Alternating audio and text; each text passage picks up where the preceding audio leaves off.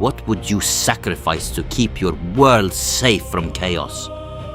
Imagine a realm in its infancy, when gods were still building their halls and the boundaries between worlds were thin. Asgard, the shining stronghold of the Norse gods, stood exposed to the frost giants and mountain ogres that lurked beyond the horizon. The gods had forged Midgard for humans and raised Valhalla for their heroes, but there was no wall encircling their own home. In those days, their peace was fragile, and a single breach could plunge all 9 worlds into darkness. So when a mysterious builder arrived at their gates with an offer to fortify Asgard, the Aesir faced a dilemma. Accept his help and risk losing the very things that made life worth living, or turn him away and remain vulnerable. This tale, set in the dawn of time, not only explains how Asgard got its walls, but also gives birth to one of myth's most astonishing creatures, and showcases the trickster Loki in all his cunning. The story begins not with the gods, but with a traveler. One day, a solitary mason, a workman with uncanny skill, approached the gates of Asgard and offered a solution to the gods' vulnerability. He boasted that he could build a fortress around their realm so tall and strong that no giant or troll could breach it. The gods had been shaken by war with the Vanir and by raids from frost giants, so a wall sounded like the perfect answer. But there was a catch. In return for 3 seasons of labor, the builder demanded the hand of Freya, the goddess of love and fertility, and the 2 celestial bodies that govern time, the sun and the moon. To give up the goddess who brought beauty and bounty to the worlds, along with the lights that marked day and night, was unthinkable. The Aesir gathered in council, weighing safety against sacrifice. Freya herself protested, and most gods agreed that the price was far too high. Then Loki, ever eager to test boundaries, proposed a counteroffer. They should accept the deal, he said, but shorten the timeline and limit the builder's resources so severely that he couldn't possibly succeed.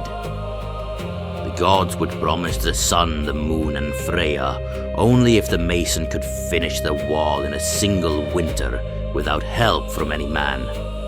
Confident that no one could raise such a wall in 1 season, they accepted the builder's demand that use his stallion Svadilfari and swore oaths to seal the bargain. Thus the stage was set for a contest between cunning and craft. On the first day of winter, the builder set to work. By day he laid stones, his skilled hands fitting each boulder together with precision. By night he harnessed his stallion Svadilfari, whose name roughly means unlucky traveler, and hauled massive blocks from distant quarries. The gods watched in awe and growing fear as the fortifications rose. Svadilfari proved to be no ordinary horse. He dragged rocks twice the size of his master, often doing more than half of the labor. Within weeks, the wall encircling Asgard towered higher than anyone imagined possible. Thor, the great defender of the gods, was away in the east, battling trolls. Without his mighty hammer to stop the work, the builder and his stallion continued unopposed. As the winter waned, the gods realized that their impossible conditions might not be impossible after all. Only the gate remained unfinished, and summer's first sunrise was just 3 days away. Should the builder succeed, the Aesir would be bound by their oath to hand over Freya, the sun and the moon. Fear swept through the Asgard. The very lights of the cosmos were on the verge of being lost. Faced with the prospect of losing their goddess and their heavenly lights, the gods convened a second council. Accusations flew like arrows. It was Loki who had urged them to accept the builder's offer in the first place, and now his cunning seemed poised to backfire. Freya's anger was palpable, and even Odin's wisdom offered little comfort. The Aesir seized Loki and threatened him with death if he could not prevent the builder from finishing the wall. The trickster, cornered and desperate, swore an oath that he would find a way to protect Asgard and avoid payment no matter the cost. The gods released him, but their trust was gone. Only 3 nights remained for him to conjure a miracle. Loki knew that he could not outbuild the mason. His only hope was to undermine the one advantage that made the work possible: the stallion Svadilfari. Before we continue, if you're enjoying this journey through Norse mythology, make sure to like the video and subscribe to the channel. It really helps bring more stories like this to life. That night, as the builder led his stallion into the dark forest to fetch more stones, he noticed a mare standing among the trees. The mare whinnied softly, her mane gleaming in the moonlight. Svadilfari immediately pulled against his harness, overcome with desire. The mysterious mare bolted deeper into the woods, and the stallion broke his reins to pursue her. His master cursed and ran after them, but Svadilfari was consumed by the chase. For hours the horses raced through the snow-covered forest, weaving between pine trunks and over frozen streams. The builder could only follow their tracks and shout in frustration. What he did not know was that the mare was none other than Loki in disguise. The god of mischief had used his shape-shifting magic to become a female horse, and he led Svadilfari on a wild chase to keep him away from the work. By dawn, the stallion had not hauled a single stone, and the wall remained unfinished. For the first time since winter began, the builder's progress had stalled. When the sun rose on the second day before summer, the builder saw that he could no longer complete his task on time. In his rage, he cast off his human guise, revealing himself to be a giant. The moment the Aesir realized they had been dealing with one of their ancient enemies, their vows meant nothing.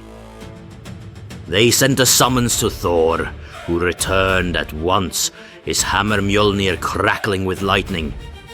Without hesitation, Thor swung his mighty weapon and struck the builder's head, shattering his skull into pieces no larger than breadcrumbs.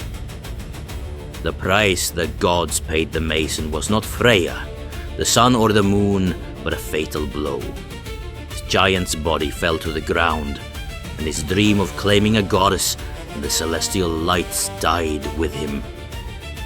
The wall stood almost complete, but not quite finished. The gods kept the fortress as it was, leaving a symbolic gap that would one day foretell their downfall.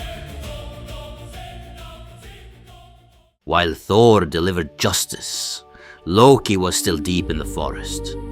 His night in the mare's form had unexpected consequences. In their long chase, Svadilfari had caught the mare, and Loki became pregnant. Months later, the trickster returned to Asgard leading a strange colt by the reins. The foal was grey and had 8 legs instead of 4, each pair moving independently with uncanny grace. Loki presented the colt to Odin, telling the All-Father that this was the result of his adventure. Odin named the horse Sleipnir, meaning the slippery or the swift. Sleipnir proved to be the greatest horse in all the worlds, able to gallop through the air, over the sea, and into the realm of the dead.